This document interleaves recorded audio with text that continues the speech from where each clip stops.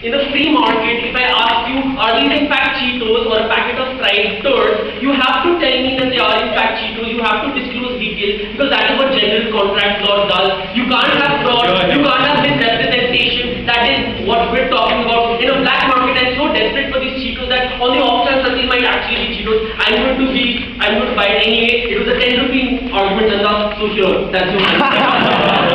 Let's look at what's important in this debate, right? Before I get into the question, there's something that I need to dismiss from Vinodini's speech, right? She talks about the race to the bottom, right? Now, why is that not going to happen, right? Because it's like taking somebody's kidney out in a tub full of like dirty water and ice and a butter knife and whatnot. That's going to be a bad quality organ. The person you're going to give it to is not going to want that. They're going to want the maintenance of certain industry standards. That was the thrust of our case, right? In private healthcare, we have never seen a race to the bottom. We've only seen better surgical techniques, better methods of caring for people, and better research, better innovation. That's why we think private healthcare has been good. We're simply extending it a little further, right? Secondly, the idea that you're going to exchange your kidney for food. Look, if you need food, you're going to sell your kidney anyway, black market, board or free market or whatever, right? The idea is that we're letting you sell your kidney to go to college, we're letting you sell your kidney to like buy a pizza, to do whatever you want. Now, why is this important and how does this tie to the idea of dehumanization that Shauna gave in his speech? Their case is twofold. First come, first serve, then on the basis of your capacity to pay. This is the state placing a value on the life of its citizens. We tell you that dehumanizes people. Why? Because there's a difference between an objective value which is externally determined and a subjective value which is what human beings are considered to be. That human beings stand in a critical position with respect to their rights and what they are valued for. Right? We tell you that that is completely undermined when you don't let them make a determination of how much they want to sell their organ for or how much they feel that they need an organ. Setting up arbitrary price standards by the state objectifies human life. It does not allow people to determine what their lives are worth and therefore dehumanizes them to that extent, right?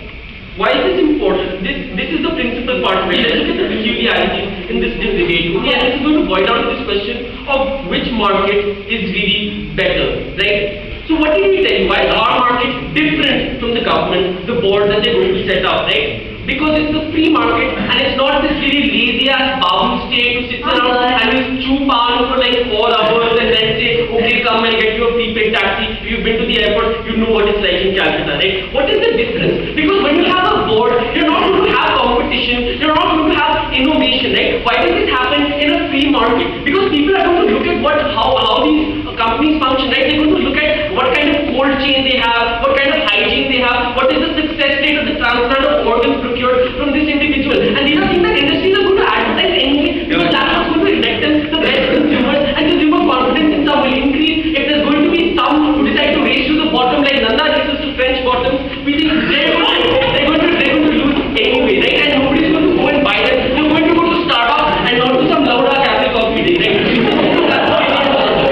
So the second idea is about access, right? And Nanda said we're going to set up, a board like in every state and whatever, right? We tell you that when the state determines these things, the state does not fluidly take into account all things like demand and procurement and all of that. I can tell you free market does that much better simply on the face of it. But let's look at some of the boards that the state has set up in a country like India, right? We have this thing called the intellectual property, right? Property appellate board. In India, in Delhi, sometimes it sits in the Delhi High Court in the evening, sometimes it sits nowhere, sometimes it sits at a bar and all of that, right? So a lot of these government bodies are largely defunct, even if they're not going to be defunct because right to life is being violated and all of that, because the state cares so much when people's right to life is violated. Because it's still going to be largely inefficient as compared to a private player who's going to try and get it to, right?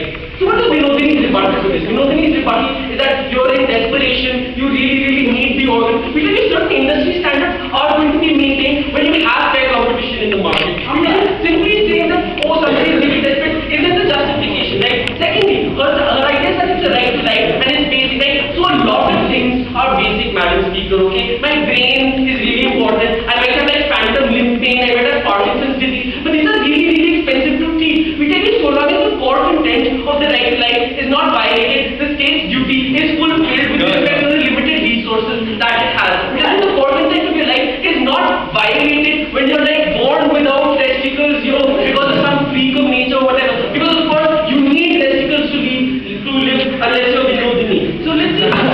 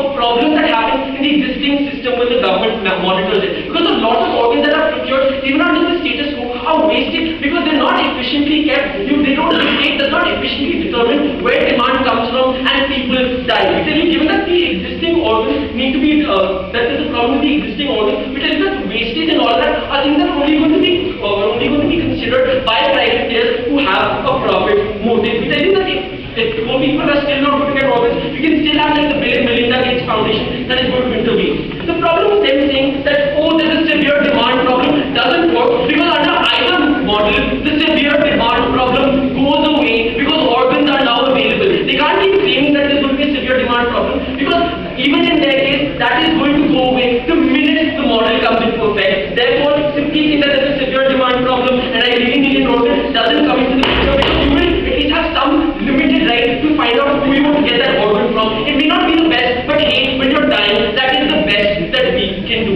At the end of this debate, why do we deserve to win? Because firstly, we let